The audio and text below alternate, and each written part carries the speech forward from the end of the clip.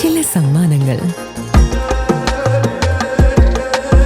ഇതെല്ലാം നമുക്ക് ഏറ്റവും പ്രിയപ്പെട്ടവർക്ക് വേണ്ടിയാവുമ്പോഴാണ് അത് കൂടുതൽ മനോഹരമാകുന്നത്.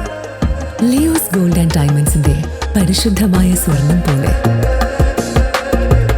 Leo's Gold and Diamonds. Keralam മാറ്റിമറിച്ച അശ്വമേധം, തകർന്നടിഞ്ഞ ഒരു പടയെ ചാരത്തിൽ നിന്നും ഉയർത്തെഴുന്നേൽപ്പിച്ച സേനാപതി, 5 വർഷത്തെ വിട്ടുവീഴ്ചയില്ലാത്ത പോരാട്ടം. ഇനി VD സതീശൻ കേരളത്തിന്റെ ഭരണചക്രം തിരിക്കും. VD സതീശനെ കേരള മുഖ്യമന്ത്രിയായി പ്രഖ്യാപിച്ചു. ഇതോടെ ദിവസങ്ങൾ നീണ്ട കാത്തിരിപ്പിനും വിരാമമായി. MLA-മാരുടെ പിന്തുണയ്ക്കപ്പുറം സംസ്ഥാനത്തിന്റെ ജനഹിതം കൂടി കണക്കിലെടുത്താണ് ഹൈക്കമാൻഡ് തീരുമാനം. AICC ജനറൽ സെക്രട്ടറി ദീപാദാസ് മുൻഷിയാണ് ഇത് സംബന്ധിച്ച് പ്രഖ്യാപനം ഡൽഹിയിൽ നടത്തിയത്. നേരത്തെ കേരളത്തിലെ മുതിർന്ന നേതാക്കളായ Ramesh Chennithala, KC Venugopal, VD Satheesan, KPCC president Sunny Joseph എന്നിവരുമായി ഹൈക്കമാൻഡ് ചർച്ച നടത്തിയിരുന്നു. ലീഗ് നേതൃത്വത്തെയും തീരുമാനം അറിയിച്ച ശേഷമായിരുന്നു ഔദ്യോഗിക പ്രഖ്യാപനം. പറവൂർ നിയോജക മണ്ഡലത്തിൽ നിന്നാണ് VD സതീശൻ നിയമസഭയിലെത്തിയത്. പ്രതിപക്ഷ നേതാവെന്ന നിലയിൽ UDF-നെ ഒറ്റക്കെട്ടായി മുന്നിൽ നിന്ന് നയിച്ചതാണ് സതീശന് കൈമുതലായത്.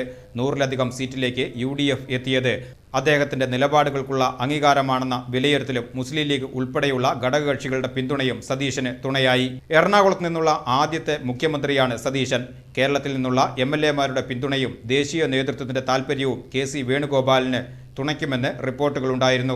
സീനിയറായ രമേശ് ചെന്നിത്തലയെ മുഖ്യമന്ത്രിയാക്കണമെന്ന് ചെന്നിത്തല അനുകൂലികളും രംഗത്ത് വന്നിരുന്നു. 1964 മെയ് 31 എറണാകുളം ജില്ലയിലെ നെട്ടൂരിലാണ് ജനനം. വടശ്ശേരി ദാമോദരൻ മേനോന്റെയും വിലാസിനി അമ്മയുടെയും മകൻ. സോഷ്യോളജിയിലും നിയമത്തിലും ബിരുദധാരി. പാർലമെന്ററി രാഷ്ട്രീയത്തിന് മുമ്പ് ഹൈക്കോടതിയിൽ അഭിഭാഷകനായും പറവൂർ എന്ന തന്റെ കോട്ടയിൽ നിന്ന് തുടർച്ചയായ 6ാം തവണയും ലീഡ് ഉയർത്തി നിയമസഭയിലെത്തുമ്പോൾ അത് ഒരു അജേയമായ യാത്രയായി മാറുന്നു. കൂട്ടിന് നിഴലായി ഭാര്യ ലക്ഷ്മി പ്രിയയും മകൾ ഉണ്ണിമായയുമുണ്ട്.